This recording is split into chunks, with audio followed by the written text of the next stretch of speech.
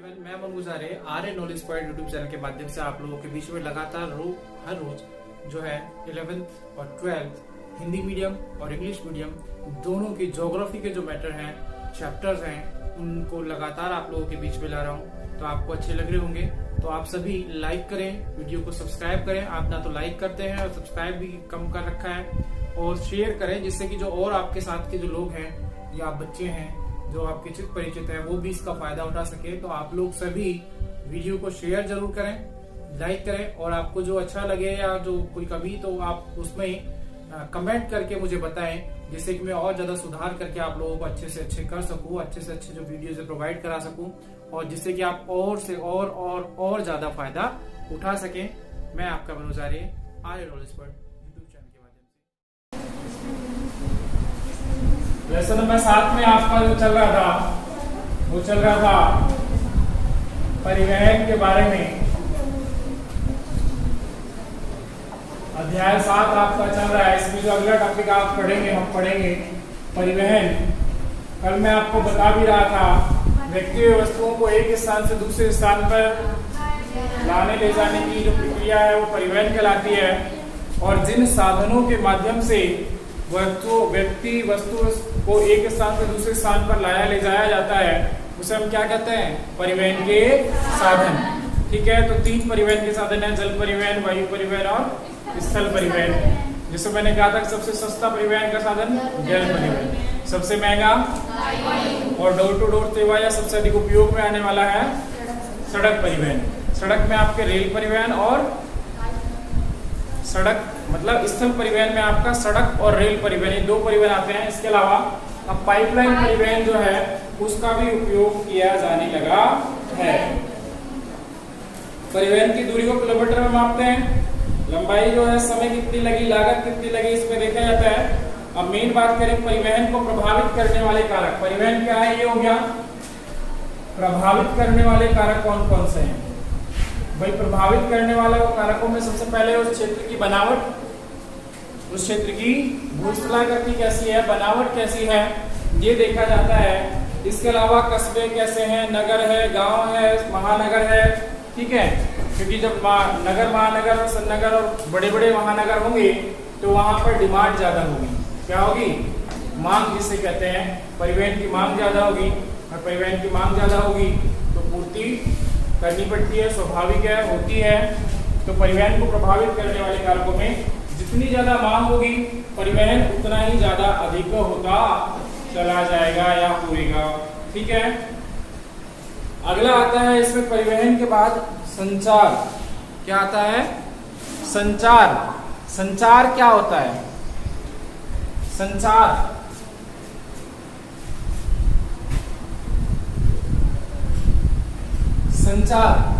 संचार होता है सूचनाओं का, किसका? सूचनाओं का आदान प्रदान। क्या है? सूचना व संदेशों का आदान प्रदान करना ही क्या कहलाता है? संचार कहलाता है। तो संचार के बहुत से साधन हैं। मोबाइल है, जैसे लैंडलाइन भी है, ठीक है, ईमेल भी, इंटरनेट ईमेल भी है, डाक तार भी है, संवाद भी है, बहुत सारी गोष्ठियां संगोष्ठियां होती हैं, इनमें अपने विचारों को व्यक्त किया जाता है। और सूचनाओं को एक प्रोग्राम किया, असेंबली की और बता दिया कि आज ये होगा, या आपके एग्जाम में होगी, नोटिस बोर्ड पे चिपका दिया, या आपको मोबाइल पे व्हाट्सएप पे सूचनाएं दे दी। तो ये क्या है? संचार है। और इसमें सूचनाओं संदेशों का क्या हो रहा है? आदान प्रदान हो रहा है। ठीक है, और ये सूचनाएं पहले कबूतरों द्वारा, फिर अन्य जो जीव हैं या अन्य जो पक्षी हैं उनका भी उपयोग लिया जाता था। फिर धीरे धीरे घोड़ों के माध्यम से होने लगी, फिर साइकिल बनी तो लोग साइकिल पर जाकर के सूचनाएं पहुंचाने लगे। और अब तो घर बैठे बैठे ही मोबाइल से टक टक टक टक टक और फाइनल टक। ठीक है, सेंड किया और सूचना पहुंच गई। ठीक है, नंबर मिलाया, कहीं मम्मी से बात कर ली, कहीं बुआ से बात कर ली और कहीं सारे रिश्तेदारों से बात हो जाती है। तो मतलब उनको कोई सूचना भी देनी हो तो पहले कोई अगर घटना घट गई तो उसको सूचना देने में ही सप्ताह लग जाते थे, दूर थे, रिश्तेदार रिलेटिव जो होते थे वो बहुत दूर हुआ करते थे। तो सूचनाएं जो प्रसारण था, सूचनाओं का, संदेशों का प्रसार जो है वो कैसे होता था, लंबे समय में होता था। लेकिन अभी क्या हो गया है, सेकंडों में रह गया। विदेशों में बैठे हुए, विश्व के किसी भी कोने में बैठे हुए व्यक्ति को चंद ही सेकंडों में आप सूचना पहुंचा सकते हैं।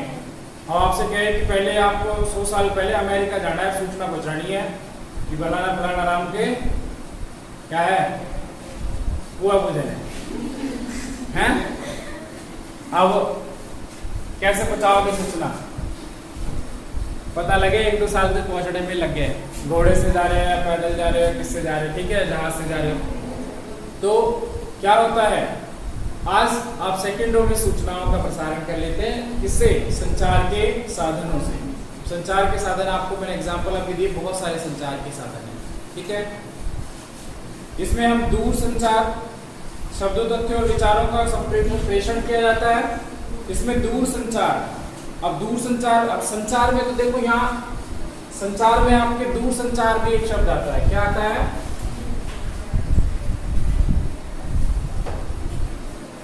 भाई संचार तो हम यहाँ क्लास में बैठकर भी, असेंबली करके भी, प्रोग्राम करके या किसी भी माध्यम से सामने वाले को दूर से हम चिल्ला करके कैसे भी आप सूचनाओं को भेज सकते हैं या लिखित डाक द्वारा भेज सकते हैं। लेकिन अब दूर संचार सुविधाएं जो हैं, टेलीफोन है, टेलीग्राम है, फैक्स है, ठीक है, और इंटरनेट है, मोबाइल है, ये सब सुविधाएं दूर संचार के साधनों में आती हैं।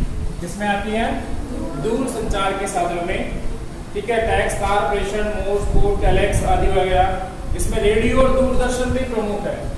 रेडियो पे सुबह सुबह एफएम खोलो, आएगा आज प्रधानमंत्री के मन की बात, कितने बजे सुने। रेडियो और दूरदर्शन, दूरदर्शन का मतलब यहाँ किससे है, टेलीविजन से, ठीक है। टीवी से, रेडियो में आप ऑडियो सुनते हैं, इसमें ऑडियो वीडियो दोनों, चलचित्र भी, ठीक है, दोनों सुनते हैं इसमें। तो ये भी संचार के साधनों का वर्तमान समय में मुख्य है टीवी। दिन भर टीवी में घुसे रहेंगे, ठीक है। बढ़िया बढ़िया आंटी, वो पता नहीं कौन कौन सा नाटक बनाना, का नाटक और कई सीआईडी का नाटक है, तो देखते रहेंगे। वो सूचनाएं नहीं मिल रही उससे, कुछ भी उससे फालतू का ज्ञान दिमाग में जा रहा है, ठीक है।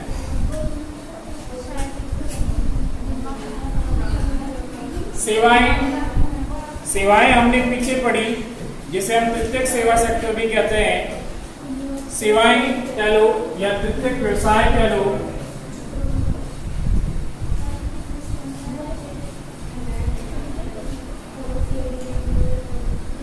तृतीयक व्यवसाय, सेवा सेक्टर जिसे हम कहें, सेवा सेक्टर में आपके तृतीयक व्यवसाय में आपके सेवाएं, इसीलिए इसे क्या कहा गया, सेवा सेक्टर कहा गया। क्या कहा गया, मैंने शुरू में बताया था, इसे सेवा सेक्टर कहते हैं। सेवा सेक्टर में लोग अपनी शारीरिक व मानसिक सेवाओं को प्रदान करते हैं और अपनी आय उपार्जन करते हैं, यानी कि आय कमाते हैं, अपनी आजीविका चलाने के लिए धन कमाते हैं, ठीक है, सेवाएं प्रदान करते हैं।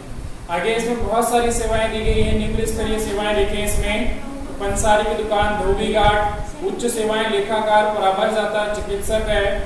विशिष्ट सेवाओं की बात करें तो रिसर्चर है, अध्यापक है, वकील है, चिकित्सक है, संगीतकार है, ये सब मानसिक सेवाएं देते हैं। ऊपर वाले जो पंसारी दुकान, धोबी घाट है, ये सब शारीरिक सेवाएं दे देते हैं, ठीक है। इसमें आप अन्य जो है परिवहन, दूरसंचार, ऊर्जा, जलापूर्ति जैसी सेवाएं भी सम्मिलित की जाती हैं। दैनिक जीवन में काम को सुविधाजनक बनाने के लिए लोगों को व्यक्तिगत सेवाएं उपलब्ध कराकर कामगार रोज की खोज या ग्रामीण क्षेत्रों में, शहरी क्षेत्रों में जाते हैं और अपनी सेवाओं को प्रदान करते हैं। जैसे कि एग्जाम्पल के रूप में ले, इसका एक उदाहरण है मुंबई में डब्बा वाला की सेवा। मुंबई में डब्बा, ये खाने का डब्बा है, कौन सा है, खाने का डब्बा पहुंचाते हैं, जो नगरों में लगभग 1,75,000 उपभोक्ताओं को प्रदान की जाती है। तृतीयक क्रियाकलाप में संलग्न लोग मैंने अभी बताया, कौन कौन से, नाई, धोबी, परचूनी वाला, बिजली वाला, प्लम्बर का से लेकर के और आप कहाँ तक चले जाओ, डॉक्टर, इंजीनियर, वकील तक चले जाओ, वो सब क्या दे रहे हैं, सेवाएं दे रहे हैं। क्या दे रहे हैं, इसीलिए इस सेक्टर को, तृतीयक व्यवसाय को क्या कहा गया?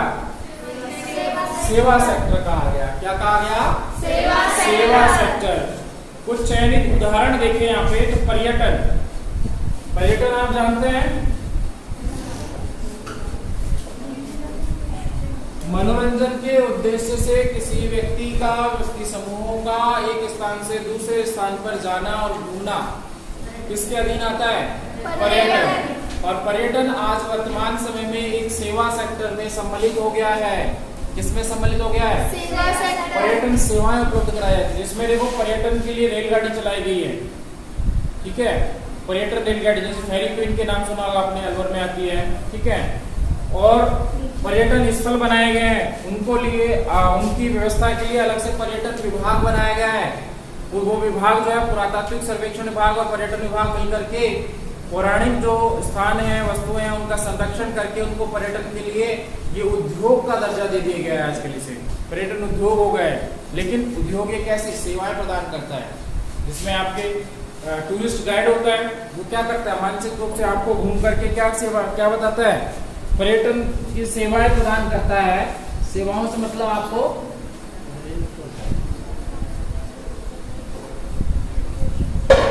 वहाँ के बारे में बताता है, उस क्षेत्र के बारे में आपको सूचनाएं देता है, बताता है कि क्या है ये, इसका क्या पौराणिक महत्व है। वो सब सेवाएं आपको किस में दी जाती हैं? पर्यटन में दी जाती है। किस में दी जाती हैं? पर्यटन में आपको इसके साथ साथ बहुत सारी जो वस्तुएं हैं वो प्रदान कराई जाती हैं, जिन्हें आप खरीद सकें ऐसे क्षेत्रों में। ठीक है, तो ये सब क्या है? पर्यटन जो है ये भी सेवा सेक्टर में आता है। किसमें आता है? सेवा सेक्टर में आता है। किसमें आता है? सेवा सेक्टर में, जिसमें अब देखो पर्यटन के पे आने, पर्यटन करने वाले लोगों को खाने के लिए रेस्टोरेंट मुहैया कराना, उनको आवागमन के लिए गाड़ी मुहैया कराना, उनको घुमाने के लिए टूरिस्ट गाइड उपलब्ध कराना। ठीक है, उसके अलावा छोटे ऐसे बाजार जिनसे वो अपनी आवश्यकताओं की वस्तुएं या खरीद सके, तो ऐसे बाजार उपलब्ध कराना। ठीक है, पर्यटन प्रदेश किन्हें कहते हैं? आप सभी जानते हैं, हमारे राजस्थान में पर्यटन में बहुत अग्रणी है। राजस्थान में बहुत सारे, देखिए अलवर में देख लो, अलवर में सीमा रानी हो गया, सरिस्का हो गया, बाला किला हो गया, ठीक है, ताल वृक्ष हो गया, पांडुपुल हो गया, अन्य बहुत सारी ऐसी जगह है। जयपुर चले जाए तो जयपुर में बहुत सारी जगह है जिनको पर्यटन स्थल के रूप में हम देखते हैं। ठीक है, किसके रूप में देखते हैं? पर्यटन स्थल के रूप में देखते हैं। आप सभी मंत्रालय, इनके एक एक मंत्रालय भी बना दिए गए हैं। क्या बना दिए गए हैं? मंत्रालय। पर्यटन मंत्रालय के रूप में पर्यटन मंत्री का भी निर्माण कर दिया गया है, पर्यटन मंत्री पद बनाया गया है। ठीक है, आगे हम इसमें देखें तो अगला जो आता है आपका पर्यटन बात, पर्यटन को प्रभावित करने वाले कारक। पर्यटन को प्रभावित करने वाले कारक। अब भाई इस पर्यटन और पर्यटन को प्रभावित कर रहे हैं, कौन कौन से कारक प्रभावित कर रहे हैं? प्रभावित करने वाले कारक, और ये कारक कौन कौन से हैं? सबसे पहला जो आता है इसमें मांग। भाई पर्यटन जब कब संचालित होगा? जब मांग होगी। अभी लॉकडाउन था, लोग घूमने ही नहीं गए तो पर्यटन क्या हो गया? समाप्त, बंद हो गया। ठीक है, तो मांग पर डिपेंड करता है, जितने ज्यादा लोग घूमने आएंगे इसका उतना ही अधिक महत्व होता चला जाता है। मांग प्रभावित करती है। आप घूमने ही ना जाओ तो ये सारे जो इससे रिलेटेड जो भी काम है वो सब क्या हो जाएंगे? बंद हो जाएंगे। तो जनजीवन स्तर के सुधार और फुर्सत की वजह से लोग विश्राम करने के लिए पर्यटन स्थलों पर क्या करते हैं? जाते हैं। ठीक है, दूसरा है परिवहन। अब देखो मांग सबसे पहली जो होती है मांग, यानी कि, और दूसरा होता है परिवहन। भाई आपको कहीं जाना है, आपको जयपुर जाना है और जंतर मंतर, हवा महल और बिड़ला मंदिर भी देख कर आना है। क्या करना है? बिड़ला मंदिर भी देख के आना है। ठीक है, हवा महल भी देख के आना है। वहीं ये बहुत सारी जगह है, इनको देखना है आपको। तो देखने के लिए आपको परिवहन का कोई साधन उपलब्ध कराना होगा जिससे आप घूम करके आए। अगर परिवहन के साधन नहीं है, पैदल जाओगे क्या? नहीं, परिवहन के साधन होने चाहिए। तो परिवहन भी क्या होता है? प्रभावित करता है। अगला आता है पर्यटन के आकर्षण। ये दो कारक प्रभावित करने वाले हो गए। अब होता है आकर्षण करने वाले। आकर्षण करता है, पर्यटन आकर्षित करता है कैसे? दो कारण होते हैं इसके, जलवायु और भूस्थलाकृति। पहला है जलवायु। आपसे कहे अब रेगिस्तान में अब ज्यादा टाइम नहीं रह सकते आप, रेगिस्तानी क्षेत्र भी एक तरीके से रेगिस्तानी क्षेत्र, तो वहां की जलवायु घूमने के लिए आकर्षित करती है, लेकिन वहां दिन में आपकी हालत खराब हो जाएगी, गर्मी ज्यादा होगी। तो इसलिए पर्यटन के क्षेत्र में जाते तो है लोग, लेकिन मात्रा कम। लेकिन ठंडे प्रदेशों में हमारे मैदानी क्षेत्रों में रहने वाले लोग किधर की ओर भागते, ज्यादा ठंडे प्रदेशों की ओर भागते हैं। तो वहां की जलवायु कैसी है ये भी प्रभावित करता है। दूसरा जो प्रभावित करता है, वहां की भू आकृति कैसी है, वहां की भू आकृतियां कैसी हैं, पर्वत है, पठार है, मैदान है, ऊंचा है, नीचा है, कैसा है, तो भू आकृतियां भी प्रभावित करती हैं। तो देखें हम जलवायु में देखें तो भूमध्य सागरीय यूरोप और यूरोप के ठंडे क्षेत्र जो हैं, जहाँ धूप या कम होती है, जलवायु सुखद होती है, उन क्षेत्रों में लोग घूमने के लिए जाते हैं। भू आकृतियों की बात करें तो मनपसंद कोई झील देखने जाएगा, किसी को झील पसंद है, कोई पर्वत देखने जाएगा, किसी को पर्वत पसंद है, कोई माउंट एवरेस्ट पे जाएगा या बर्फीले क्षेत्रों में जाएगा जिसको बर्फ पसंद है, कोई समुद्र तट पर घूमने जाएगा, गोवा में कहीं, कोई कहीं पर। ठीक है, तो ये क्या है, अपनी इच्छा के अनुसार भू-स्थलाकृति जिनको पसंद होती है, भू आकृतियां आकर्षित भी करती हैं। ठीक है, अगला होता है इतिहास व कला। अब कोई किसी को पसंद है इतिहास और किसी को पसंद है कला, स्थापत्य, जो बने किले विले, पुराने किले हैं, वो इतिहास पसंद है तो इतिहास को जानने के लिए दिल्ली जा रहे हैं या आगरा जा रहे हैं, आगरा का फोर्ट देखने, आगरा का किला देखने, ताजमहल देखने। ठीक है, आगरा में तो आगरा फोर्ट भी वही है। या ऐसे बहुत सारे पुरातात्विक स्थल हैं जिनको देखने हम जाते हैं। तो इतिहास से इतिहास में रुचि रखते हैं वो ऐसे क्षेत्रों पे, जो कला में रुचि रखते हैं वो कलात्मक क्षेत्रों या कलात्मक जो बने हुए हैं प्राचीन सुंदर, कोई नगर, किसी की मंदिरों में कोई किला देखना पसंद करता है, तो कोई मंदिर देखना दक्षिण भारत की ओर भागेंगे, उत्तर में केदारनाथ, बद्रीनाथ, ये इधर की ओर भागेंगे। फिर आगे संस्कृति और अर्थव्यवस्था भी प्रभावित करती है। संस्कृति और अर्थव्यवस्था। अब संस्कृति कैसे प्रभावित करती है? देखो, संस्कृति हमारी बात करें, भारतीय संस्कृति, हिंदू संस्कृति में वाराणसी, गंगा के किनारे वाले जो क्षेत्र है उनमें शिव जी की प्रतिमाएं स्थापित, शिव जी के घर में मंदिर मिल जाएंगे आपको। ठीक है, या वो गंगा घाट पर पूरा पूजा अर्चना होती है। ठीक है, हरिद्वार में आपके कावड़ वगैरह, हरिद्वार के घाट प्रसिद्ध है। ऐसे गंगा के किनारे वाले, या वृंदावन देखें, वृंदावन ऐसी जगह है जहाँ पर अंग्रेज आकर के बस गए। ठीक है, यहीं रहने लगे, यहीं बाबा जी हो गए। अंग्रेजों का मंदिर भी है, घूमने गए होंगे। ठीक है, अंग्रेजों का मंदिर भी वहाँ है, अंग्रेजों ने बना लिया है, पूरा मार्बल का है। मूर्ति कृष्ण की है, लेकिन उसके अलावा एक गंजे से बाबा है जो अंग्रेज है उनकी भी है। ठीक है, वो सपाचट गंजे वाले बाबा है और वो अंग्रेजों के मंदिर में उनकी मूर्ति भी। संस्कृति और अर्थव्यवस्था भी प्रभावित करती है। अब पैसा है ही नहीं, गरीब देश है, परिवहन सुविधाएं नहीं है, मांग नहीं है, तो क्या होगा? वहां पर्यटन का विकास होगा? नहीं। ठीक है, आगे हम देखें तो भारत में समुद्र पार रोगियों के लिए स्वास्थ्य सेवाएं।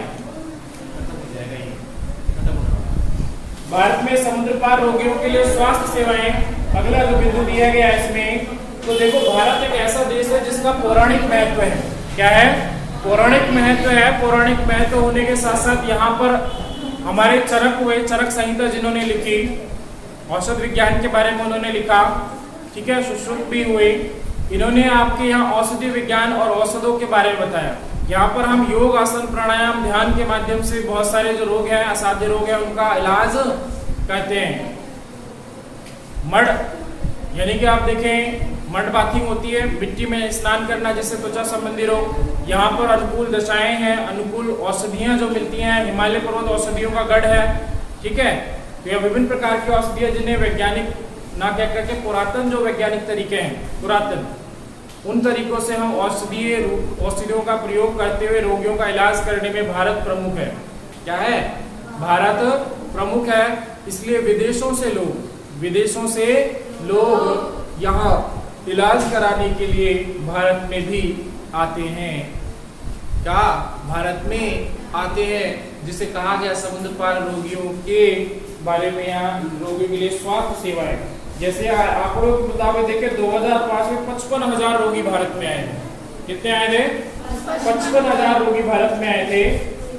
यहाँ की जलवायु के कारण भी और ये चिकित्सा पर्यटन के क्षेत्र में भी, चिकित्सा पर्यटन मैंने कहा था, मड बाथिंग जैसे अन्य जो लेप वेप करके लेप की प्रक्रिया, बहुत सारी ऐसी विधियां हैं जिनसे औषधियों का प्रयोग करके।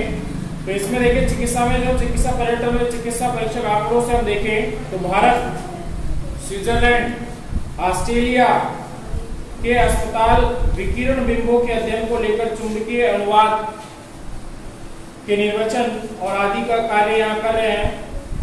अगला इसमें जो आता है, ये खत्म होने वाला है बस आपका चैप्टर, यहाँ पे एक पॉइंट और है इसमें, जिसमें आता है चतुर्थ क्रियाकलाप। कौन सा क्रियाकलाप है? चतुर्थ क्रियाकलाप। चतुर्थ क्रियाकलाप को जीन बोटमैन ने उच्च सेवाओं में सम्मिलित किया। किसमें सम्मिलित किया? उच्च सेवाओं में सम्मिलित किया। और इसमें क्या क्या आता है? सूचना संग्रहण, उत्पादन, विशिष्टीकृत प्रौद्योगिकी कुशलता, उच्च चिकित्सक है, मेडिकल या कार्यकारी अधिकारी है, बहुराष्ट्रीय कंपनियों के अधिकारी हैं। ठीक है, ये सब किसमें आते हैं? चतुर्थ क्रियाकलाप में। किसमें आते हैं? चतुर्थ क्रियाकलाप में। और इसके बाद जो आता है वो कौन सा आता है? पंचम क्रियाकलाप। कौन सा आता है? पंचम क्रियाकलाप। इसे अति उच्च सेवाएं कहते हैं। क्या कहते हैं इसे? अति उच्च सेवा सेक्टर भी कहा जाता है। इसमें वैज्ञानिक है, नीति निर्माता जो संसद में या बैठकर कानून बनाते हैं, पर संसद परामर्शदाता होते हैं, अति उच्च सेवाओं पर स्थापित जो लोग होते हैं वो इसमें पंचम सेवा सेक्टर या पंचम क्रियाकलाप में आपके सम्मिलित किए जाते हैं। ठीक है, अब इसमें बाह्य शोधन एक दिया गया है। बाह्य शोधन और अंग के विभाजन, दो लाइनें यहाँ रह जाती है। बाह्य शोधन अथवा क्या होता है? बाह्य शोधन को सीधे से शब्दों में कहें कि हम कोई काम शुरू किया है। क्या किया है? इसमें शब्द है बाह्य शोधन। बाह्य शोधन। अब इसमें सीधे से शब्दों में कहें तो कोई काम शुरू किया गया है और उस काम को क्या कर दिया गया है? ठेके पर दे दिया गया है किसी बाह्य कंपनी को या बाह्य लोगों को। जैसे यहाँ पर सरदार वल्लभ भाई पटेल की मूर्ति बनाई गई, भारत में बनाई गई, गुजरात में बनाई गई, लेकिन काम किसने किया? चीन के लोगों ने। किसने किया? चीन के लोगों ने वहां आकर के इस मूर्ति का, भारत में आकर के इस मूर्ति का निर्माण किया। तो इसका निर्माण बाह्य स्रोत से हुआ है। किससे हुआ है? बाह्य स्रोतों से। ठीक है, तो इसमें ठेका पद्धति के आधार पर ठेका दे दिया जाता है किसी कार्य को करने के लिए। ठीक है, और इसी प्रकार की दक्षता होती है, अति उन्नत तकनीकी द्वारा इनका निर्माण कर सकते हैं। ये इसे ऑफशोरिंग के नाम से भी जाना जाता है। बाह्य शोधन को ऑफशोरिंग क्या कहते हैं? ऑफशोरिंग के नाम से भी जाना जाता है। ऑफशोरिंग के नाम से भी बाह्य उपकरण को काम सौंपना। ठीक है, इसमें आगे आता है आपके अंकीय विभाजन। क्या आता है? अंकीय विभाजन को समझें तो सूचनाओं में संचार प्रौद्योगिकी पर आधारित विकास से, सूचना एवं संचार प्रौद्योगिकी पर आधारित विकास से प्राप्त होने वाले अवसरों का वितरण पूरी दुनिया में असमान रूप से है। मुल्कों के बीच विस्तृत आर्थिक, राजनीतिक, सामाजिक भिन्नताएं पाई जाती हैं। किसी भी देश में देखें तो समानताएं नहीं है, विभिन्नताएं हैं। आर्थिक, सामाजिक, सांस्कृतिक रूप से इनमें भिन्नताएं पाई जाती हैं। ठीक है, निर्णायक कारक यह है कि कोई भी मुल्क कितनी भी तेजी से अपने नागरिकों की सूचना या प्रौद्योगिकी पहुंच करा सके, लेकिन विकसित देश आमतौर पर इस दिशा में आगे बढ़ गए हैं। विकसित देश आमतौर पर ये प्रौद्योगिकी और उच्च सेवाएं प्रदान करने में आगे बढ़ गए हैं। क्या हो गया है? आमतौर पर इस समय आगे बढ़े हैं, जबकि विकासशील देश क्या हो गए? पिछड़ गए। भाई विकास की श्रेणी में विकसित देश तो आगे चले गए और विकासशील देश पीछे पिछड़ गए, और इसी को क्या कहा गया यहाँ पे? अंकीय विभाजन से कहा गया, अंकीय विभाजन से समझाया।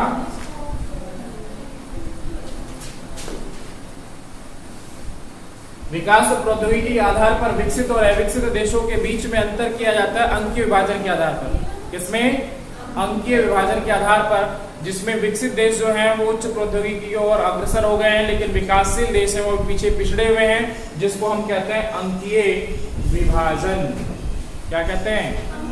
अंकीय विभाजन के नाम से